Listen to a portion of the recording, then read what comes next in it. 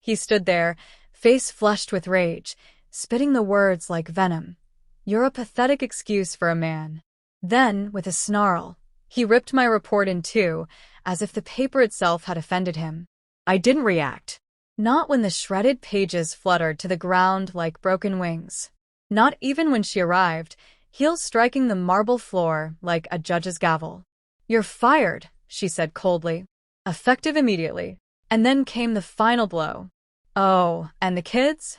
They're not yours. They never were. Get out. You have 30 minutes. That was it.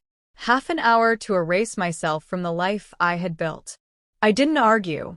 Didn't scream. I picked up my keys and walked to the door. That's when the phones began to ring. Vibrating, lighting up. Dozens of calls. 99 missed calls by the time I reached the elevator. The beginning of the fallout. They say love makes you blind. But I wasn't blind. I was committed. There's a difference.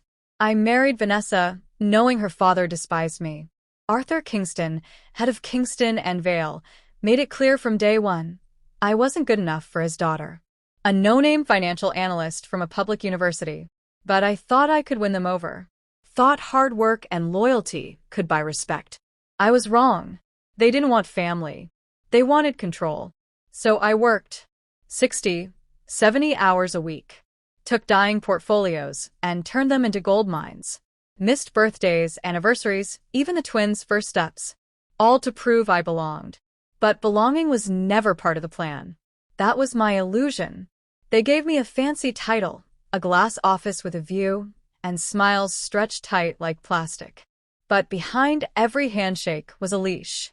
And I clung to it for the kids. For the hope that one day love might actually mean something. Vanessa played the perfect wife in public. Behind closed doors, she was ice, beautiful, calculating, dangerous. A Kingston through and through. I loved her anyway. Stupidly. Until I started noticing the inconsistencies. It began with actual receipts, hotel stays booked under her maiden name, dinners on our shared account at places I'd never set foot in. I asked about them once. She laughed it off. Work, she said. But the lies stopped trying after that. She changed her phone password. Left her phone face down. Our anniversary came and went with a generic e-card. The twins started calling me by my first name. One night, I heard her speaking softly in the dark. I stood outside the bedroom, silent. "He suspects nothing," she whispered. "Soon he'll be out of the picture. We'll have everything." She wasn't talking about the house. She was talking about me. So I changed. I stopped being her husband and became her ghost. I didn't argue. Didn't question. I watched. I documented. Every forged document. Every illegal transfer Arthur made through shell accounts overseas. Every dollar Vanessa funneled from the company's charity to pamper her lover. I didn't just build a case of betrayal. I built a case that would shake their empire. Fraud. Embezzlement. Tax crimes. Securities violations. And the final betrayal, I got a DNA test. The kids. The news arrived quietly, both devastating and liberating. The children weren't mine. They never had been. But I'd raised them, loved them, and that love didn't just disappear. It sharpened my focus, brought everything into perspective. I met with a journalist, someone who had a personal grudge against Kingston and Vale. I gave her a flash drive. Then I sat down with the prosecutor. Finally, I called my attorney, and I waited.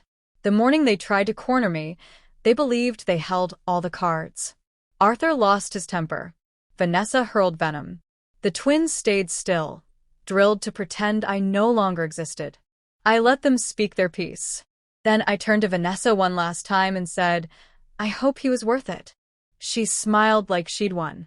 But as I stepped out the door, their phones lit up like Vegas.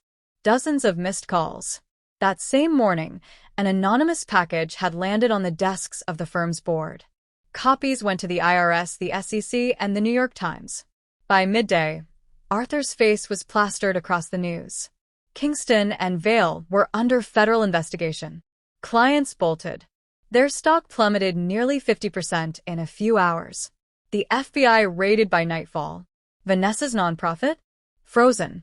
Her assets? Gone. As for the man she betrayed me with, an executive who folded the moment his name came up, he sang like a bird to save himself. They stripped everything from me. I made sure they lost far more. It's been nearly a year now. I live in a modest apartment near the river.